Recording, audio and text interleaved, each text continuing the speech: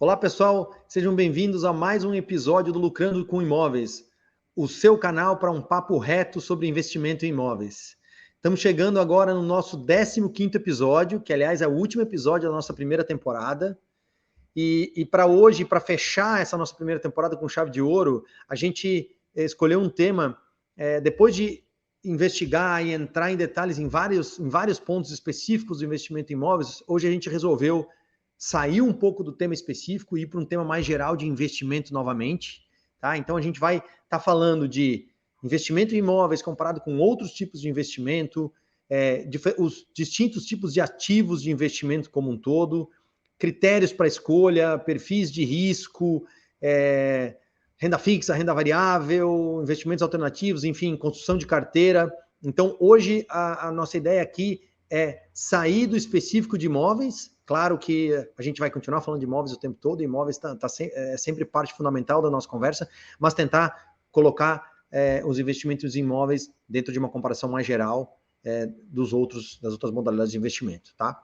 E antes de chamar o nosso convidado, eu queria lembrá-los que do nosso canal do YouTube, então, vocês já conhecem, sininho, inscreve no canal, Spotify, enfim, a plataforma de streaming que você estiver utilizando, e também do nosso grupo de WhatsApp, que é onde a gente busca tirar dúvidas específicas, ajudar os investidores com questões que são abordadas em relação ao investimento em imóveis e tentar ir no específico mesmo. Então, entra no nosso canal do WhatsApp, o convite está aqui na descrição, e lá é o canal que a gente utiliza para passar novidades e tentar ajudá-lo em questões específicas dos seus investimentos. A gente, de fato, vai lá e responde dúvidas muito claras dos nossos ouvintes aqui, tá? Inclusive, nesse momento, a gente está na fase do imposto de renda e, então, até a época da entrega do imposto de renda também a gente está respondendo perguntas específicas sobre imposto de renda lá, tá bom? E agora, indo para o episódio de hoje, a gente vai ter aqui o William Pires, da Kona Capital, tá? A Kona é uma assessoria financeira ligada à XP Investimentos, e dentro das várias assessorias que a XP tem, obviamente, o modelo da Kona é um modelo boutique, ou seja, focada nos perfis de alta renda, private, né? E então carteiras que têm, ou clientes que têm carteiras mais complexas e que necessitam de um suporte mais personalizado, tá? A Kona é formada basicamente por ex-executivos de grandes bancos do mercado financeiro, tá? E dentre eles está o William, que é o nosso convidado aqui de hoje. O William é formado em engenharia mecânica, ele tem MBA em finanças pela USP, né? Ele já trabalhou também no Itaú, é certificado pela Ancord, né? E dentro da Kona ele é head de alocação, além de sócio, né? Então, seja bem-vindo, William. É um prazer tê-lo aqui conosco no Lucrando com Imóveis. E, bom, fala um pouquinho de você, fala um pouquinho da Kona, aproveita para fazer o seu jabá aqui, o seu comercial, porque é importante para os nossos ouvintes saberem quem é você e por que a Kona tem uma proposta de valor que vocês consideram relevante no mercado. Obrigado. Primeiramente, bom dia aí, Ronald. Bom dia também a todo mundo que estiver assistindo a gente. Eu acho que, como ele falou ali, está na telinha. Meu nome é William, entrei na Kona já faz um pouco mais de 1 ano e meio. Inicialmente, entrei na área de renda variável e, com o tempo, fui assumindo a área de alocação. Mas antes disso, já trabalhei também no Itaú na área de investimentos, serviços e operações também, lá conhecido como DISO. Então, fiquei já há algum tempo nesse mercado financeiro, participei também da Liga de investimentos durante o período de universidade. Então, a minha vida inteira fiquei inserido nesse meio de mercado. Também tenho familiares que trabalham dentro de grandes bancos, então isso já está enraizado ali desde pequeno também. Hoje a Kona é uma empresa que o nosso foco principal é ser referência no mercado financeiro. Então, como é que a gente faz isso? Basicamente, nós temos uma empresa em que é constituída de vários sócios, né? Então, basicamente, eles vieram de grandes bancos, então nós temos diretores do HSBC, nós temos diretores do Santander, nós temos pessoas que já atuaram no private direto da XP. Então, todo esse conhecimento e know-how que eles têm na área de investimentos ajudou com que a gente conseguisse construir uma empresa já bastante consolidada hoje no segmento, tá? O nosso foco principal, reforçando, são esses clientes de alta renda que, em geral, têm uma necessidade de atendimento um pouco mais exclusivo, ou seja, um pouco mais private também. Então, a gente não atua aqui só com produto, até porque, como a gente geralmente comenta, essa parte de produto está se tornando cada vez mais uma commodity, né? Então, você entra em diversas corretoras e os produtos são muito parecidos. Então, a diferença aqui está no planejamento estratégico, está na nossa visão macroeconômica, está na montagem de carteiras e no atendimento também. Então, hoje o nosso foco são esses clientes acima ali de R$ 500 mil. Então, a gente atende esses clientes, monta toda a estratégia de investimentos, entende qual que é a necessidade deles e busca fazer com que eles atinjam o objetivo deles também. Então, o objetivo hoje da Kona é basicamente esse. Nós somos uma empresa também credenciada à XP, então toda a nossa plataforma, todo o nosso suporte, produtos que a gente distribui, está tudo ali dentro da plataforma da XP para que o cliente utilize. Então, acho que é basicamente isso que a gente faz e uma introdução breve. Acho que é mais ou menos isso. Legal. E agora, falando para o nosso ouvinte aqui que não conhece como funciona isso dentro das empresas, fala um pouquinho que você é head de alocação. Então, o que faz a área de alocação? Qual que é o seu foco específico dentro da Kona? Legal. Então, a gente divide a área de alocação como um todo em duas partes principais, tá? Dentro da área de alocação, que é a área que eu cuido hoje, nós temos basicamente renda fixa, fundos de investimento, fundos de previdência, fundos alternativos e investimentos internacionais. Então, aqui vale lembrar que várias dessas áreas, elas meio que se conectam também.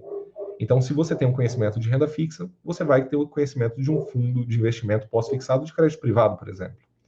Então, essas áreas se complementam e a gente também tem a parte de renda variável. Só que aí a gente tem outra pessoa que cuida dessa parte também, o Luciano Yamada, já tem mais de 20 anos de experiência na área. E aí toda a parte de derivativos, operações estruturadas, seja de proteção ou de alavancagem, ou seja, tentar obter um retorno maior, com risco maior, isso é tocado por ele.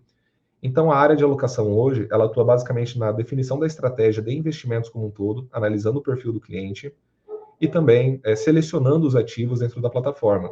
Se você entrar hoje dentro da plataforma da XP e olhar a quantidade de fundos de investimentos que existem, tem centenas e centenas de fundos. Alguns alavancados, alguns com mais risco, alguns com menos risco. Alguns fundos são só ações. Dentro de multimercado, você tem fundos que são praticamente fundos de renda fixa. Você tem fundos que são fundos de renda variável disfarçado.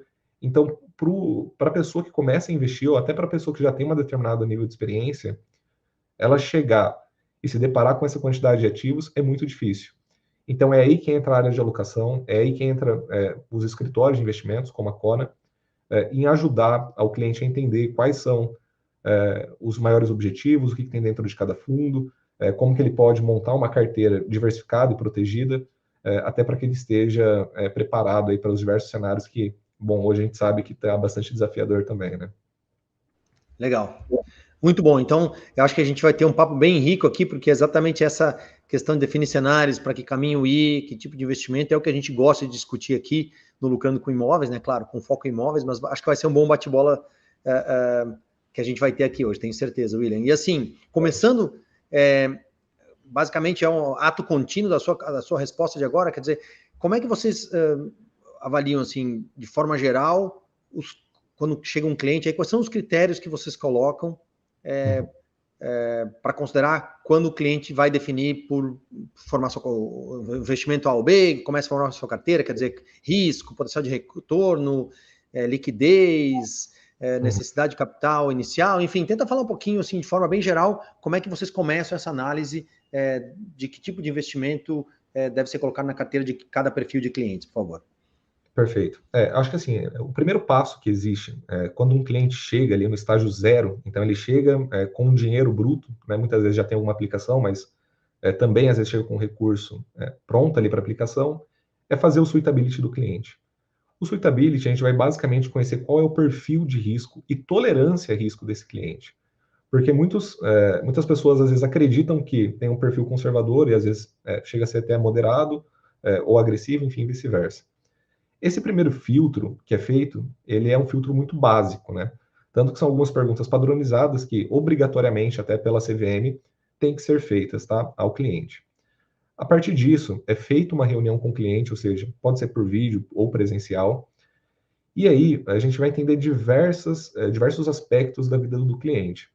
Primeira coisa, qual que é o momento de vida dele, se ele já tem uma idade mais nova ou uma idade mais avançada, qual a necessidade de liquidez deles. Pessoas da mesma idade podem ter necessidades altas ou baixas de caixa, então, muitas vezes tem filhos, filhos pequenos que podem ter necessidade, quer ter mais preparado para eventuais emergências. Algumas pessoas já não estão preparadas mais para o longo prazo, então podem travar em ativos de mais longo prazo. Então, entender também qual o momento que ele se encontra dessa liquidez, qual o risco que ele tolera, e alguns outros pontos importantes também, capital inicial que ele vai investir. Então, alguns ativos têm um ticket inicial um pouco mais alto. Então, por exemplo, alguns fundos alternativos, que a gente pode até falar um pouquinho mais para frente, que investem em empresas não listadas na Bolsa, muitas vezes pedem um capital de investimento maior, tá? Do que, por exemplo, um CDB, um fundo pós-fixado. Então, o valor inicial também vai determinar quais ativos ele pode ou não entrar. Outro ponto é se ele já tem um bom nível de conhecimento dos ativos e se ele tolera essas oscilações. Então, muitas vezes o cliente ele não tem apetite a risco. Então, ele não tolera aquelas oscilações na carteira dele. Ele gosta de ver, mesmo que um retorno, às vezes, mais mediano, ali ligado à Selic, ele prefere ver essa linearidade nos investimentos dele do que ter um retorno maior, às vezes, no longo prazo, mas sofrer as oscilações. E é claro, a gente sabe que tem períodos da Bolsa e do Brasil, né, que vai ter essa volatilidade e vai trazer esse risco na carteira. Então, esses pontos, entender qual que é o risco, seja ele tolerância ou apetite do próprio cliente, momento de vida, necessidade de liquidez, qual o tipo de proteção que ele quer. O cliente ele pode falar, não, eu quero estar dentro da garantia do FGC. Então, a gente utilizaria ali ativos bancários, por exemplo. O cliente fala, não, eu quero ter uma proteção de risco país. Eu não quero que, se, por exemplo, houver um confisco do governo, os meus ativos sejam atingidos. Então, talvez um investimento internacional. Então, todos esses fatores são colocados juntos na carteira do cliente para que ele esteja atendido no perfil dele em geral. Começa pelo suitability e vai muito mais caso a caso ali, quase um trabalho artesão, né? Do que realmente uma receita de bolo pronta, né? Eu acho que esse é um ponto importante também. Legal. E como diria Pedro Malan, né? No Brasil até o passado é incerto, então acho que isso a gente tenta ter aqui com nossos clientes e na verdade nossos clientes aqui na MySide, mas nossos ouvintes aqui no Lucrando, sempre essa conversa bem aberta, né? Porque especialmente, se bem que hoje em dia o mundo todo está volátil, Covid, crise bancária, enfim, isso não é só no Brasil, mas de qualquer forma o Brasil sempre apresenta cenários desafiadores. Eu acho que esse momento que a gente está passando é um deles. Então, conhecer essas possibilidades e os distintos níveis de risco, especialmente, eu acho que é muito importante, né? Agora, tentando estruturar assim, criar as caixinhas aí, né? Dos investimentos como um todo. Eu quero falar depois um pouquinho sobre como é que a gente enxerga imóveis aqui, mas tenta explicar para o nosso ouvinte aqui, na sua visão, e claro, aí não é uma resposta rápida, né? Mas assim, tentar passar pelas principais classes de investimentos, né? Os principais grupos aí, renda fixa, variável, enfim, tenta dar uma geral e tentar falar um pouquinho sobre cada um deles, pelo menos para a gente ter um nível de entendimento básico sobre cada um dos principais grupos aí. Perfeito. Bom, basicamente hoje a gente tem 4 grupos principais, ou a gente poderia considerar até 5, né? Mas basicamente o primeiro seria a renda fixa, renda variável, alternativos, proteção, e o quinto que eu falei, que pode ser um quarto ou quinto, dependendo da forma que você considera, seriam os investimentos internacionais. Porque todos esses 4 anteriores que nós falamos, você tem igualmente ou até mais opções dentro do mercado internacional, seja ações, renda fixa, enfim. Dentro de renda fixa, nós temos algumas opções diferentes, tá? Inclusive para determinados graus de risco diferentes. Muitas pessoas acreditam que a renda fixa seja fixa sempre. E, na verdade, isso não é sempre uma constante, né? Então, por exemplo, nós temos os ativos bancários. Então, ali a gente teria LCI e LCA. Em geral, os bancários são ativos que a gente tem a garantia do fundo garantidor de crédito, né? Que é basicamente um conglomerado de empresas privadas que dão estabilidade e também fornecem até 250 mil por ativo, até 4 emissores diferentes, caso venha a ter algum tipo de default. Então, a gente tem os bancários, que é o que o pessoal mais conhece. CDBs, LCIs, LCAs, e dentro desse grupo, e dentro de todos os outros também, você pode ter as 3 principais indexadores, né? Então, pré-fixado, pós-fixado ou inflação. Continuando as outras classes, né? Além de bancários, você tem os títulos públicos, E nos títulos públicos você também tem diversos indexadores diferentes. Então, você tem LFT para pós-fixado, você tem LTN, NTNF para pré-fixado, e você tem as NTNBs, que são os títulos do governo para inflação. É interessante que alguns desses ativos também pagam cupons, então, para quem gosta da renda passiva, que eu acho que é muito do seu setor também, tem a opção de fazer uma carteira de renda passiva com esses ativos, e também dentro da renda fixa ainda, aí a gente entra no mercado de crédito privado, né? Inicialmente a gente falou de instituições financeiras, ou basicamente bancos, depois nós falamos do governo, então para complementar faltaria as emissões de dívidas de empresas privadas. Então dentro desse último grupo a gente tem os CRIs, CRAs, tem debêntures incentivadas, que geralmente são setores fundamentais da economia, como energia, infraestrutura, agro, a gente vê algumas vezes também. Então você tem esses títulos de dívida. Onde que geralmente... Talvez para a gente dar alguns... Bom, aqui ainda estamos todos falando de renda fixa até nesse momento, né? Perfeito. Tenta dar alguns exemplos, assim, porque tem muita sigla aí. Tenta dar sei lá, na prática falar, olha... bom, lógico, poupança, todo mundo sabe o que é e tal, mas tenta dar algum exemplo dessas classes todas, tenta exemplificar alguns deles, só para a gente ter um pouco mais palpável, né? Por exemplo, o CDB, o que tipicamente o que é uma renda fixa, inflação, enfim, taxa fixa, às vezes existe, né, nos pré-fixados. Tenta trazer, nesses ativos que você mencionou, dentro desse grande grupo de renda fixa, tenta trazer alguns exemplos para nós, por favor, William. Perfeito. Vamos trazer pelo menos um de cada aqui, tá? Dentro dos CDBs, você, como nós dissemos anteriormente, você teria empresas ali do setor bancário. Então, você pode ter, por exemplo, um CDB do Banco C6, que é uma instituição financeira. Esse CDB do Banco C6, você tem 3 opções para você poder investir. Você pode escolher uma taxa pré-fixada, que é aquele valor que você contratou e ponto final. Exemplo, 13% ao ano, 14% ao ano, 15% ao ano, como você encontra em alguns ativos. Então, você levando esse ativo até o vencimento, você vai ter essa taxa que foi contratada e ponto final, tá? Então, em geral, a gente coloca nesse tipo de ativo pré-fixado quando o juro já está alto. Porque se você tivesse comprado um pré-fixado lá quando o juro estava 2%, e você conseguiria, às vezes, um pré de 3, 4 no máximo, hoje você veria que não foi uma boa compra, com juros permitindo CDBs a 14, 15%. Você também pode comprar ativos atrelados ao CDI. Em geral, esses ativos podem ou não ter liquidez diária.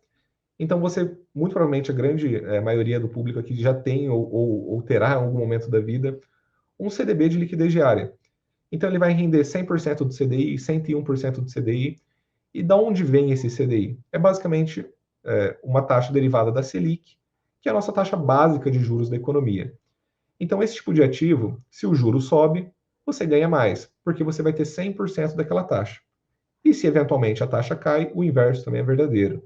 Então, você teria ali, por exemplo, 100% de 13,75, que é o juros de hoje. Se os juros cair para 10, você vai ter 100% de 10. E por aí vai.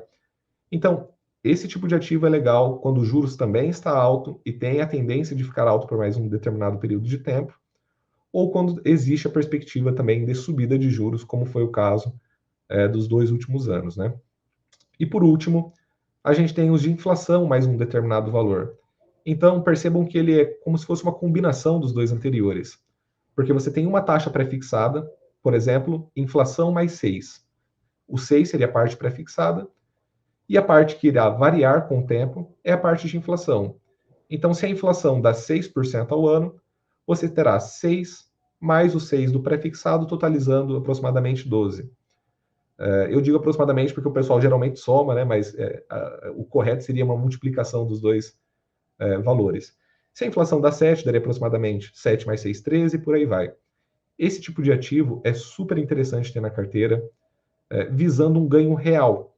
Não adianta, por exemplo, no primeiro caso, quando a gente falou do pré, você colocar 100% da sua carteira em pré-fixado, uma vez que se a inflação bate 20% ao ano, não adianta você ter tido um retorno de 14%, 15% ao ano. Então, o CDB, você tem todos esses ativos com garantia do Fundo Garantidor de Crédito, como nós falamos, para proteger também o investidor e em todos esses indexadores diferentes, tá? E aí, entrando um pouquinho aqui nos títulos públicos, você de novo terá todos esses indexadores que a gente comentou. E aí, qual é a diferença entre os dois? Tem pessoas que têm volumes muito maiores do que o próprio fundo garantidor de crédito cobre. E ela quer uma opção super conservadora, que o dinheiro dela não esteja num risco, por exemplo, da falência ou do default desses ativos. Então, ela parte para os títulos públicos. E uma lei universal que a gente poderia até dizer dos investimentos é: quanto mais risco, maior é a tendência de ganhos altos ou perdas altas. E no Tesouro Direto, como teoricamente dentro do Brasil é o investimento mais seguro que tem, nós iremos ver que os pré-fixados do Tesouro serão um pouco menores do que os de instituições bancárias ou de empresas privadas também. Então, ali dentro do Tesouro, você tem opções que acompanham os juros, você tem opções que acompanham a inflação, e você também tem opções pré-fixadas, como a gente comentou no caso das LTNs e também no caso das NTNFs. A diferença é que a taxa será um pouco menor, porém você terá um risco país. Você dificilmente não terá esse recurso de volta. A gente sempre brinca, né? Porque no pior dos casos, o governo pode imprimir um pouco mais de dinheiro para te pagar, tá? E aí, complementando também a questão que a gente comentou um pouquinho anteriormente dos bancários, você tem ativos isentos de imposto de renda e ativos que não são isentos de imposto de renda. Poxa, mas qual será que compensa mais, né? Será que compensa eu pegar 12% ao ano isento de imposto de renda numa LCI ou LCA? Ou será que compensa eu pegar 15% ao ano e pagar o imposto? Para isso, existe um cálculo chamado Gross Up, que é basicamente você embutir qual seria o imposto de uma LCI ou LCA se fosse um CDB e encontrar a taxa equivalente. Isso é uma continha um pouco mais chata, mas a gente faz aqui também e é relativamente tranquilo. E aí, complementando também, na parte de empresas privadas, como a gente comentou, de novo você vai ter CRIs, CRAs e debentures, tá? Basicamente, todos eles são títulos de dívida de empresas privadas. O que vai diferenciar um ativo de outro, muitas vezes vai ser as garantias que serão dadas nesse ativo, isenção de imposto para pessoa física, como é no caso dos CRIs e dos CRAs, e também o tipo de empresa que emite isso. Então, se a gente olhar algumas debêntures, tem, por exemplo, hidrovias Tietê que foram emitidas, tem debêntures da própria Vale, que o pessoal conhece bastante, né? Um CRA, que está bastante conhecido ultimamente na plataforma. Nós temos o CRA da AgroGalaxy, o CRI, que é também o Certificado de Recebível Imobiliário, uma empresa bastante conhecida que atualmente tem disponível na plataforma é o próprio CRI da Avan, que é um CRI isento de imposto de renda pelo próprio instrumento, mas ele fornece juros mensal, isento de imposto de renda também para o cliente. Então, tudo que o CDI render naquele mês, mais uma taxa que ele contrata, ele vai receber em dinheiro na conta todos os meses. Então, ele não precisa esperar chegar o vencimento para esses ativos. No caso desse CRI, ele recebe todos os meses na conta, como se fosse um imóvel, inclusive. Então, dentro da renda fixa, basicamente, são essas macroclasses, tá? Legal. É muito, de novo, o objetivo nosso hoje não é entrar em todos os detalhes, né? Porque tem muita, de fato, são muitos instrumentos e cada um tem suas particularidades, né? Mas acho que é legal o pessoal saber que, assim, quando a gente fala de renda fixa, existem diversos instrumentos e fixa aqui significa que, né, você já sabe previamente qual é o retorno que ele vai lhe dar, né? Ou seja, um retorno fixo, pode até ser um número, né? X%, mas normalmente ele está indexado a alguma coisa, né? Então, Exato. inflação mais tanto, ou a Selic, ou, enfim, algum indicador conhecido da economia, né? Então, esses são todos de renda fixa. E aí, o segundo grande grupo seria o grupo das rendas variáveis, né? Então, ações e tal. Fala um pouquinho de renda variável, quais são os grupos aí, o que geralmente compõe essa classe de investimentos, por favor. Perfeito. A renda variável, a gente tem diversos ativos aqui dentro, né? Então, a gente poderia entrar desde os derivativos, que são instrumentos que estão na classe de proteção, mas também poderiam estar aqui em renda variável. Mas eu acho que o exemplo mais clássico seriam as próprias ações. As ações você se torna, teoricamente, sócio ali de uma empresa, seja uma ação preferencial ou seja uma ação ordinária, e você, a partir daquele momento, tem direito a receber os dividendos que essa empresa produz, e também você vai ter a valorização ou desvalorização desse ativo de acordo com quão bem essa empresa vai, né? Então, todos os trimestres as empresas lançam balanço na Bolsa, inclusive são balanços auditados e também fiscalizados pela própria CVM, no caso das empresas abertas, né? Como o caso das ações. E, eventualmente, se elas tiverem lucro melhor, se a margem delas melhorarem, se a margem líquida melhorar, se a captação de clientes melhorar, eventualmente, o valor da ação deve acompanhar esses resultados. Então, as ações são excelentes instrumentos também para quem busca retornos maiores ao longo do tempo. É claro que a gente sempre observa os riscos políticos envolvidos no país, os riscos econômicos, mas é super possível... Não estou vendo ações nos contatos. Eu acho que o celular falou aqui junto. Mas é super possível montar uma carteira balanceada também e com setores adequados, né? Dentro das ações ainda, a gente poderia fazer uma análise bottom-up ou top-down, ou seja, analisando primeiro o cenário econômico, depois o setor da indústria e depois em si a empresa, ou justamente o inverso, analisar a empresa, depois o setor e depois a economia como um todo. Ambas as análises ajudam a você a não entrar em setores muito complicados, como, por exemplo, hoje é o caso das empresas de varejo, que existe um prêmio ali de fato, mas o risco também é muito alto junto, né? Então, essa análise é super importante fazer também. Dando sequência, nós teríamos ali os fundos imobiliários, que, bom, eu acho que o pessoal aí do canal já deve conhecer muito bem, mas basicamente nós temos 3 tipos de fundos imobiliários, né? Nós temos os fundos imobiliários de papel, que são os títulos de dívida imobiliária, que entra, inclusive, no assunto do CRI, que a gente comentou anteriormente. Só que, em vez de você comprar um CRI, você compra uma carteirinha de vários CRIs ali dentro, que muitas vezes são estruturados pelos próprios fundos imobiliários, né? Você tem os fundos de tijolo, que são basicamente fundos que investem em imóveis de fato. Então, o imóvel é físico, ele está lá, ele existe, ele tem inquilinos, esses inquilinos pagam aluguel. E esses imóveis, em geral, a gente busca também colocar em fundos bastante diversificados, né? Existe um caso que a gente comenta bastante dentro da Kona, que é o caso do XPCM11. Era um fundo que ficava lá em Macaé, ele tinha um único inquilino, tinha um único imóvel que era para a Petrobras. Eventualmente, a Petrobras não renovou o contrato e até hoje esse imóvel está com uma vacância enorme, né? Então, procurar fundos imobiliários diversificados também é fundamental para evitar esse tipo de risco também.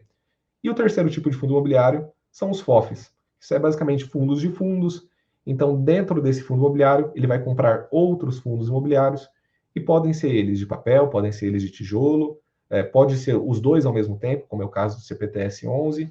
Então, dentro de fundos imobiliários tem várias opções também ali dentro desse macrogrupo de renda variável.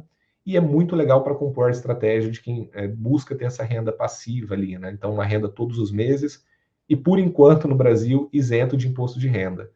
Nós imaginamos que vai continuar assim, até porque é uma indústria muito nova e não faria sentido você desestimular isso, mas, eventualmente, quem sabe, a gente nunca sabe o que o governo pode fazer, mas, por enquanto, são isentos de tributo também, tá? E aí, por último, nós teríamos os ETFs, que são basicamente fundos passivos de investimento que muitas vezes vão replicar um determinado índice. Um exemplo, nós temos ETFs que acompanham o retorno da Bolsa Americana, nós temos ETFs que acompanham o rendimento de empresas de tecnologia, nós temos ETFs que acompanham o rendimento da Bolsa do Brasil, nós temos ETFs de agro. Então, são basicamente carteiras passivas que o objetivo dela é trazer o retorno de um determinado índice. Aí, é claro, a gente poderia entrar nos BDRs, que são recibos de empresas compradas nos Estados Unidos, as próprias opções que são utilizadas dentro das ações para que você ou controle o risco da sua ação. Você pode, por exemplo, dizer, eu não aceito perder mais de 20%, mas também estou ok em ganhar até 25%, ou seja, limitando o ganho, mas também limitando a perda. Você pode utilizar isso como uma forma de se alavancar. Poxa, eu tenho certeza que tal ação vai ter um resultado muito expressivo. Então, você pode comprar um call, por exemplo, que é um derivativo dessa ação. Então, todas essas opções, e aqui eu não vou entrar muito no mérito do que o pessoal usa para fazer day trade, porque não é o nosso foco, tudo isso está dentro de renda variável, e aqui nessa parte é extremamente importante que a pessoa tenha conhecimento do que ela está fazendo, porque dependendo do tipo de ativo que ela comprar, ela pode estar se alavancando muito na carteira, então aqui exige um nível técnico um pouco maior também, tá? Legal. Bom, eu vou tentar concluir um pouquinho falando de imóveis daqui a pouco, você falou um pouco dos fundos, né? Mas antes de chegar lá, vamos falar bem rapidamente sobre o que os outros dois tipos de classe de investimento aí, alternativos, né? Que eu acho que é legal explicar para o pessoal, só para saber que existem, acho que não vamos entrar em detalhes, e as proteções como um todo, assim, rapidinho, que tipo de. Só para as pessoas que estão nos ouvindo saberem de fato que existem esses outros tipos de investimento que são mais incomuns, digamos, são menos comuns, mas também existem aí, também são uma alternativa, né? Os alternativos e as proteções. Perfeito. Então, a grande maioria das pessoas acredita que a única forma de você investir numa empresa ou é no título de dívida dela, como é o caso da renda fixa, CRIs, CRAS, debêntures, como a gente comentou, ou se ela for listada em bolsa, ou seja, ela precisa ter feito um IPO, estar listada na B3 para que você possa comprar uma ação dessa empresa.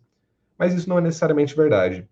Existem fundos alternativos, como o caso do Pátria, a gente tem Bolsa Nova, que faz um trabalho muito bom também, e dentro desses fundos alternativos, eles vão investir em empresas, em geral, num estágio mais inicial, ou até médias empresas, e elas fazem captação de recursos através de pools. Então, vai fazer uma rodada de investimentos, os clientes eles aportam um recurso, e conforme essa empresa cresce, o grande objetivo dos fundos é fazer essas startups crescerem, essas empresas crescerem, para que eles vendam, em geral, dentro de um período de 4 a 8 anos, e traga um retorno super expressivo para os clientes, né?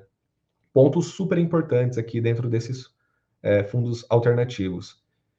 Eles não possuem liquidez e eles não têm uma liquidez determinada. O que significa isso? Se você eventualmente comprar um CDB que não tem liquidez, tudo bem, você sabe que você não pode resgatar ele até o vencimento, mas você já conhece o dia que ele vai vencer.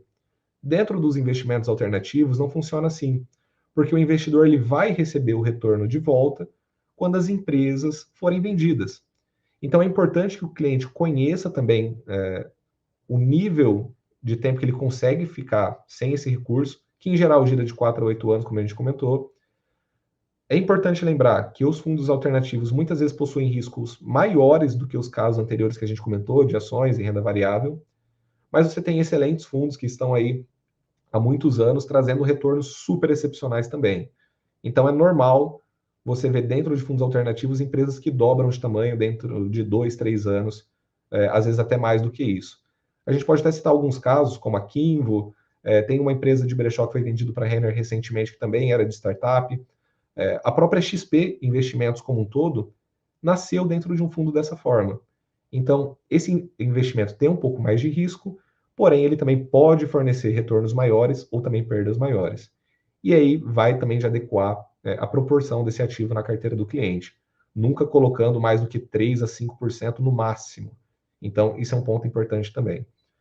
E na parte de proteção, é interessante que a gente comente que, na verdade, essas proteções não são uma classe nova, na verdade, são ativos escolhidos a dedo dentro das classes anteriores para que você se proteja.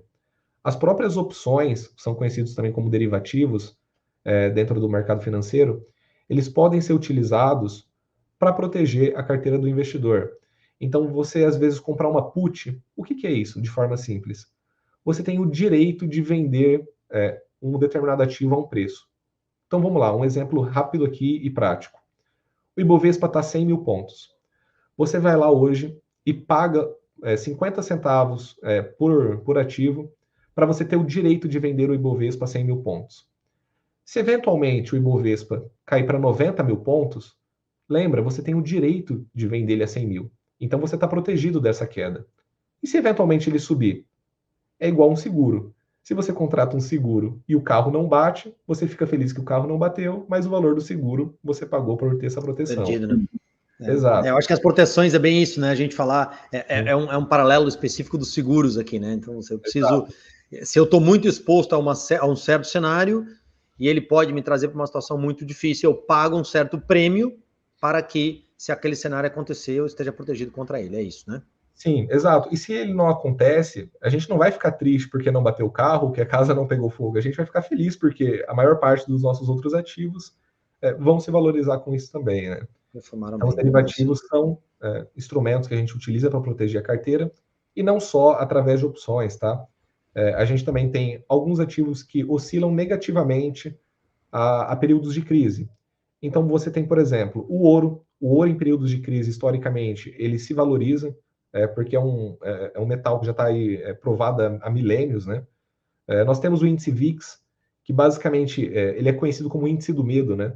Quando está com muita incerteza, muita volatilidade no mercado americano, que acaba afetando também um pouco o mundo todo, esse índice sobe muito e você pode comprar ele como forma de proteção. Isso é muito comum também. Então, tem muitas proteções, tem como você analisar a carteira e até os imóveis, às vezes, que o cliente tem como você analisar o tipo de vida que ele tem, para você colocar ativos que oscilem inversamente proporcional, né, para que ele tenha um determinado nível de proteção ali. Legal. Ótimo. Então, assim, uma super aula sobre classe de investimento. Claro, por último, eu vou falar aqui rapidinho de uma classe que a gente já conhece, só para botar ela, contextualizar ela diante das outras, estão os imóveis, né, que é o que a gente conversa aqui dentro do Lucrando, e qual que é a nossa visão sobre investimento em imóveis como um todo. O investimento em imóveis, em geral, eles são, se bem feitos, é claro, estou pensando em investimentos colocados em ativos de alta qualidade, tá? Por isso que não é qualquer imóvel que se vale, mas com essa premissa colocada, são investimentos que são muito resilientes à queda. Então, imóveis no Brasil, o que acontece é que geralmente eles têm uma perda de liquidez, mas é muito difícil que eles tenham uma desvalorização real quando eles são bem escolhidos, né? Então, são ativos que são muito resilientes à queda, e ao mesmo tempo eles apresentam oportunidades de um upside, que a gente fala, quer dizer, de uma valorização expressiva nos momentos, nos ciclos de valorização dos imóveis. Então, a gente, nesse momento, está num, né? Não sei se ele terminou já ou está terminando, nós estamos no meio ainda, é muito difícil de dizer, mas há uma grande valorização dos imóveis no período recente aí. E então, assim, por isso que a gente acredita que o investimento em imóveis como um todo, a gente busca, ou eles são ideais para investidores que não são investidores profissionais, que não estão acompanhando todos os dias a performance de cada um dos ativos, né? E que, ao mesmo tempo, buscam um retorno e uma proteção de médio e longo prazo, né? E aí, claro, se você vai ter aluguel, em geral, ele te dá um retorno periódico, mas que geralmente não é um retorno do aluguel em si, que não vai ser muito alto. Você vai estar falando de 0,5%, 0,8% ao mês, ou seja, qualquer lugar entre 6% e 10% ao ano. Mas você está lá posicionados, buscando captar os grandes ciclos de valorização, que aí sim, no longo prazo, os imóveis costumam ter uma valorização real, como um todo, especialmente se você for para as áreas de escassez, né? Então, por isso que comprar imóveis como um todo pode ter resultados muito distintos, porque se eu vou numa área em que há escassez, em que os imóveis, há escassez de terrenos, em que há uma área de desenvolvimento forte urbano, no médio e no longo prazo você vai ter uma grande valorização proporcional, porque aquela região está sendo mais buscada, tem menos terrenos disponíveis, há desenvolvimentos urbanos naquela região que levam para um ciclo de valorização, né? E é isso que a gente busca captar com os imóveis, né? Claro, importante deixar claro que os imóveis tipicamente são investimentos com uma liquidez mais baixa, né? Então, se você precisar vender com urgência, você provavelmente vai ter uma desvalorização relevante, né? Então, por isso que a gente busca, os imóveis são uma classe ativa naturalmente, que para ter uma boa rentabilidade você precisa ter condição de segurar ali um tempo a mais, não é uma coisa, não é a parte da sua carteira que está focada numa reserva, por exemplo, que você pode ter ela disponível a qualquer momento, né? E também, claro, o que acontece nos imóveis é que, em geral, o que a gente recomenda é que as pessoas vão investir em áreas que elas tenham um conhecimento, né? Então, você não vai comprar imóveis de forma geral, você vai comprar este empreendimento naquela região específica que você conhece, que você entende o que está acontecendo, que você tem um cenário desenvolvido em relação ao desenvolvimento daquela área, por exemplo, né? E é isso que dentro da MySide a gente ajuda o cliente a fazer. E aqui no Lucrando a gente tenta dar as dicas e trazer as grandes sugestões, né? Então, a nossa visão de imóveis é muito essa, quer dizer, são ativos que são resilientes à perda de valor, bastante resilientes, e ao mesmo tempo capturam ciclos de valorização fortes. Então, eles são bons para quem não está todo dia, quer dizer, não é uma gestão ativa de compra e venda com alta frequência ou com baixo período, e que buscam captar grandes ciclos de valorização aí, né? Que de alguma forma, dentro das carteiras ou dentro da estratégia de investimento, a gente traz alguns elementos, né, de proteção à queda, porque é um ativo que tem valor real e possibilidade de valorização em certos ciclos, né? Agora, tentando, William, misturar um pouquinho do que a gente falou aqui, acho que, de qualquer forma, muito do trabalho de vocês aí na Kona é montar carteiras, né? Então, pegar um perfil do cliente, dependendo, e montar uma carteira. Fala um pouquinho sobre esse processo, né? Como é que é montar uma carteira? Assim, você falou um pouquinho antes, se eu vou para os investimentos de mais alto risco, no máximo 5%, né? Tenta explicar um pouquinho qual que é a visão de vocês em relação a esse ponto. Quer dizer, eu entendo o perfil do investidor, e para esse investidor eu vou montar uma carteira que mais ou menos é assim, talvez exemplificar um pouquinho como seria e tal. Tenta falar um pouquinho sobre essa questão de montagem de carteira, porque eu acho que para o investidor como um todo, tanto em imóveis quanto qualquer outro investimento, sempre é fundamental ter esse equilíbrio, né, e buscar ter o conjunto de ativos, buscando te dar a possibilidade de captar as valorizações e, ao mesmo tempo, proteger dos cenários mais negativos, né? Sim, é perfeito. Eu acho que assim, o primeiro ponto que a gente tem que sempre lembrar para o investidor é que o investimento dele deve ser um meio para o objetivo e não necessariamente o final dele, né? Então, o primeiro passo é entender qual é o objetivo desse recurso, desse investimento. Será destinado a uma aposentadoria? Será destinado para tirar o recurso e fazer alguma viagem depois de um determinado tempo? É os dois ao mesmo tempo? Então, entender primeiramente qual que é o objetivo com esse investimento também. Dito isso, quando você já tem esse primeiro panorama, você começa a definir os prazos e o risco do tipo de investimento que você fará. Então, o cliente muitas vezes chega e fala, por exemplo, olha, eu sou extremamente conservador, eu quero ter uma necessidade de 30% às vezes do recurso para eu poder tirar a hora que eu quiser, para utilizar da forma que eu preferir. Então, e o restante eu aceito ficar de 2 a 3 anos. Nesses casos em que você já conhece qual será o prazo de investimento, você consegue determinar escolher um determinado tipo de ativo. Então, nesse caso, por exemplo, de um investidor super conservador, ele poderia deixar a liquidez dele em um título público federal, como é o caso da LFT, que vai render muito mais do que a poupança, por exemplo. Hoje vai render um pouco mais de 1% ao mês. Ele pode tirar esse recurso quando ele quiser, não existe nenhum tipo de pênalti nesse tipo de ativo. E aí, por exemplo, se ele for conservador, como a gente está falando, a gente pode fazer as aplicações em CDBs, então colocando uma parte em pré-fixado, colocando uma parte em inflação para que ele tenha uma proteção. A gente pode colocar alguns fundos multimercados de baixo risco também, caso ele tenha perfil para isso, não no caso do conservador. E depois que a gente monta toda essa estratégia com o cliente, nós utilizamos um programa que é uma plataforma da própria XP, e dentro dessa plataforma nós conseguimos pegar todos os ativos que nós conversamos com o cliente e agrupar eles de fato, ou seja, montar uma carteira com esses ativos e mostrar como teria sido o desempenho dela nos últimos 3 anos. Então, essa é uma ferramenta que pode parecer muito simples, inclusive, mas não é, porque o cliente ele consegue perceber como que essa carteira teria oscilado nos últimos 36 meses. E se a gente olhar, os últimos 36 meses ainda pega um período bastante relevante da pandemia. Então, muitas vezes ele acha que teria um apetite a risco, e aí quando ele começa a olhar como é que a carteira tem volatilidade no período do coronavírus, como teve durante a greve dos caminhoneiros, como teve durante o período de eleição, ela vai percebendo, poxa, a gente consegue diminuir a volatilidade da carteira? Conseguimos. Então, a gente vai lá e faz leves ajustes, seja nos valores, seja nos ativos em si. Então, toda essa construção, ela é feita de forma muito personalizada com o cliente.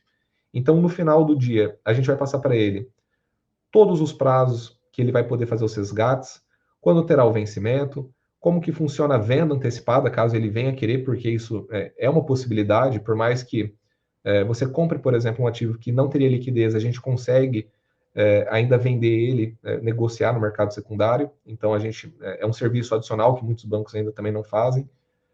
Então, essa montagem de carteira, ela parte muito mais do pressuposto do que o cliente precisa, quais são os objetivos dele, o momento de vida, inclusive, em que ele se encontra, e depois de explicar dos ativos, como eles funcionam e quanto vai remunerar em função do risco para o cliente, nós agrupamos eles de forma consolidada numa simulação para que ele enxergue de fato o retorno real dessa carteira nos últimos anos. E aí, no final também do documento que é apresentado, ele apresenta algumas projeções para o futuro, mas aí é muito difícil, né, colocar com precisão, até porque a gente sabe que, como você disse, né, no Brasil, se até o passado é incerto, o futuro, então, é mais ainda. O que a gente pode fazer é se preparar para diversos tipos de cenários diferentes, com essas proteções, enfim, diversificando os ativos. Legal. E pensando no... Bom, isso é legal que você falou, por exemplo, do prazo dos investimentos, que a gente tem, lógico, imóveis são tipos de investimento, né? Então, por exemplo, se eu digo assim, eu vou investir num imóvel que é na planta, né, que geralmente tem uma possibilidade de valorização maior, a gente sempre deixa muito claro que esse é um bom investimento para quem, em princípio, tem condição de seguir até a entrega das chaves lá, que é o momento que ele tem maior liquidez. Se ele tiver que sair antes, ele perde valorização, às vezes vai ter que vender numa condição menos favorável. Então, acho que isso nos imóveis também tem exatamente essa questão, e especialmente nos imóveis, o grande ponto é que ele é muito resiliente, ele tem, como eu falei, capacidade de captar os ciclos de valorização, se você souber olhar bem os imóveis específicos, mas o principal ponto negativo é que tem uma liquidez mais baixa, né? E aí, pensando nisso, assim, pensando que eu tenho na minha carteira uma parte, e agora focando bem no nosso público aqui, pensando que a gente tem dentro da carteira uma parte relevante de imóveis, né? 30, 40, 50, não sei. Imóveis são uma parte relevante da minha carteira. Quais são os ativos que você, o tipo, classe de ativo que você diria, olha, é interessante olhar para compor a carteira com o objetivo de equilibrar essa carteira que já tem uma quantidade grande de imóveis aí? Perfeito. Quando a gente fala de equilíbrio de uma carteira, em geral, o que a gente pensa, tá? E aqui vocês vão ter que me perdoar, mas eu vou ser um pouquinho mais técnico, né, nessas relações. Basicamente, existe algo conhecido como correlação no mercado financeiro. Primeira coisa, correlação será como um ativo irá variar em função de outro. Ponto super importante, que é até uma piada que existe, mas é verdade, eu sugiro que até o pessoal pesquise depois no Google. Nem toda correlação indica causalidade. O que significa isso? Não é porque duas coisas aconteceram ao mesmo tempo, algumas vezes, que elas têm uma relação entre si direta. Qual que é a piada que a gente geralmente mostra? Vocês podem procurar isso no Google, tá, pessoal? Quanto mais filmes o Nicolas Cage faz, mais acidentes de helicóptero tem, ou vice-versa, alguma coisa assim. Isso tem correlação, mas não tem causalidade nenhuma. Então, quando a gente fala de equilibrar a carteira do cliente, a gente precisa entender qual é a correlação dos ativos que tem dentro dessa carteira e que tenham causalidade provada ao longo do tempo. Então, para o caso que você comentou do cliente que ele tem imóveis, o que a gente observa, via de regra, para esse tipo de investimento? É claro que existem exceções à parte, mas aqui falando de forma como regra. Em geral, a gente sabe que juros altos, ou seja, uma Selic, um CDI alto, é ruim para você ter uma venda ali de um imóvel no valor bom. Inclusive, a gente consegue observar isso dentro dos fundos imobiliários. Selic sobe, o IFIX, que é basicamente o Ibovespa dos fundos imobiliários, cai. Então, dito isso, como que a gente faz essa proteção da carteira? Basicamente, você irá precisar ter ativos que se valorizem com a subida dos juros. Então, aqui a gente entra de novo na questão dos ativos pós-fixados, que são justamente esses ativos atrelados ao CDI, e que eles vão acompanhar os juros. Então, se você tem um fundo que te rende 100% CDI, ou um CDB que te rende 100% CDI, ou uma LCI, ou uma LCA, que também está atrelado a esse mesmo indexador, se os juros vêm a subir, você vai acompanhar essa taxa de subida. Então, se antes você ganhava 13,75% ao ano, como é o caso do dia hoje que a gente grava, se eventualmente surgir, ele for para 14%, 15%, a sua taxa será atualizada e você continuará recebendo o que os juros pagam. Então, isso consegue provocar na carteira um balanceamento muito maior do que você, às vezes, dar all-in numa classe de ativos, apostar todas as fichas ali no mesmo cesto, né? Então, esse é um ponto super importante em relação aos investimentos. E, em geral, o que a gente olha para imóveis é justamente essa relação com os juros. Então, a gente procura sempre atrelar ativos que também não têm um grau de risco alto, então, títulos públicos, bancários, debêntures de boas empresas, atrelados aos juros, e também inflação, como um todo na carteira, para que proteja nesses cenários aí de juros muito altos. Na verdade, o que a gente costuma dizer aqui, até vamos ver se a sua visão é a mesma, né? Imóveis geralmente tem uma resiliência muito boa à inflação, né? Porque eles são ativos que têm valor real, então as coisas acabam...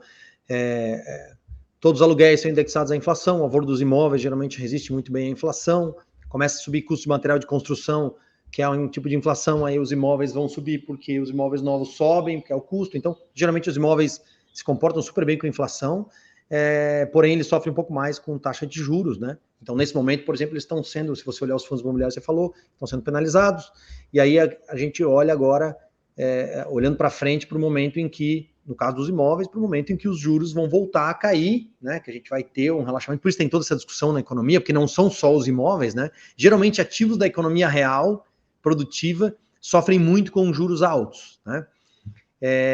Então, a gente olhando para imóveis aqui, eu acho que são esses pontos, assim, bom para a inflação, tem uma liquidez mais baixa, sofre mais com juros um pouco mais altos, e seriam esses os pontos principais. É mais ou menos isso que você enxerga também? Perfeito. Inclusive, em períodos em que a inflação fica maior, você observa os próprios fundos imobiliários pagando proventos muito maiores do que quando a gente tem inflação baixa. Até porque se a gente abre ali o relatório do gestor em função dos ativos que tem ali dentro, muitos dos ativos têm contratos que serão reajustados com a inflação do período. E não são valores baixos, né? Inflação mais 7, inflação mais 8 você encontra dentro desses fundos. E existem vários estudos, como você mesmo comentou ali, que mostram a relação do preço dos imóveis em relação à inflação. Então, os dois andam super juntos, você tem uma valorização real nesse imóvel, tem áreas que por diversos motivos, inclusive acho que aí você pode dizer até melhor, tem valorizações mais expressivas ainda, mas em geral os imóveis é muito mais essa questão referente aos juros do que a inflação. A inflação a gente geralmente, eu comentei ali no final, é mais para contrabalancear a carteira como um todo, né? Principalmente para contrabalancear a parte pré-fixada. Porque não adianta, como a gente falou, às vezes você tem um retorno de 15%, se a inflação explodiu no Brasil, está com 20%, 25% de inflação. Então, para imóveis, essa questão dos juros é fundamental também. Isso aí. Não, e o que você está falando, só para deixar claro para o nosso ouvinte aqui, é isso, quer dizer, os imóveis em geral se comportam assim, é importante você saber, porém, o que a gente busca aqui, é o nosso foco aqui no Lucrando com Imóveis, é buscar ativos que, além da valorização geral do mercado, estejam se valorizando perante os outros ativos imobiliários, né? Ou seja, regiões, tipos de empreendimento, áreas como um todo. Normalmente está muito preocupado com o perfil do empreendimento em si e a região que ele está sendo construído, porque aí você vai ver que, por exemplo, que uma cidade que tem um grande adensamento urbano e desenvolvimento urbano muito grande, né, vai ter uma valorização média dos imóveis muito maior do que a cidade lá do interior, em que não há uma escassez, não há uma busca grande, né, por aquela região, por exemplo. Então, no fundo, por isso que há sim aí um conhecimento específico de que região que você vai, que tipo de imóvel você vai pegar e tal. Legal. Perfeito. E, William, agora, como chegando praticamente no fim aqui do nosso papo, fala um pouquinho assim, indicadores, né, para investimentos em geral. Que indicadores geralmente o investidor tem que estar de olho? Quer dizer, Selic, como é que está juros, quer dizer, Selic, que basicamente é juros, IPCA, fala assim de forma bem rápida e resumida quais são os principais indicadores que qualquer investidor deveria monitorar olhando para o mercado, por favor. Perfeito. O Boletim Focus é um boletim que é produzido pelo próprio Banco Central toda segunda-feira, então a gente consegue acompanhar quais são esses indicadores. Os 3 principais sempre serão no Brasil. Taxa de juros, CDI, Selic, no final, tudo muito parecido.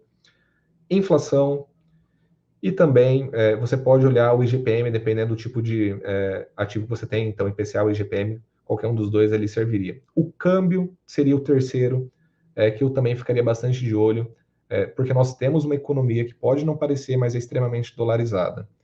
Então, hoje, olhando principalmente indexadores, é super importante que você entenda como que os juros altos afetam seus investimentos, como que a inflação pode corroer também o seu poder de compra ao longo do tempo e também se atentar como está a economia global do país. Então, os indicadores principais são esses, e a gente tem que entender, para fechar essa parte de indicadores, que eles não são inputs, ou seja, a gente não vai tentar alterar eles para fazer o que a gente quer. Na verdade, eles são um reflexo de como a economia está reagindo.